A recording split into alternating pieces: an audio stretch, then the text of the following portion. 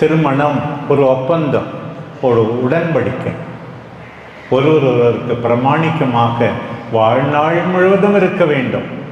ஆண்டவர் அழைப்பு விடுக்கிறார்.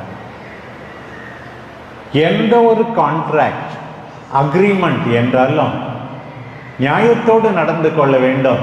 கஷ்டப்பட்டு கடன் வாங்கி வீடு கட்டி வாடகைக்கு விட்டிருப்பாங்க.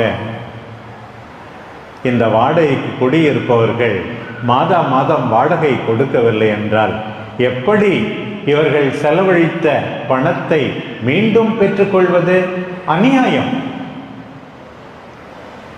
ஆண்டவர் சொல்லுகிறார், யார் எந்த அநியாயம் செய்தாலும் அதை மறக்கவே மாட்டேன். ஒருவேளை மற்றவர்கள் செய்கின்ற அநியாயத்தினால் நீங்கள் பாதிக்கப்பட்டிருக்கலாம், நான் பாதிக்கப்பட்டிருக்கலாம். ஆண்டவர் பார்க்கிறார், நம் கண்ணீரை பார்க்கிறார்.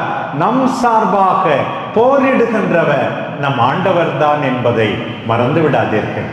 ஆறுதல் அடையுங்கள்.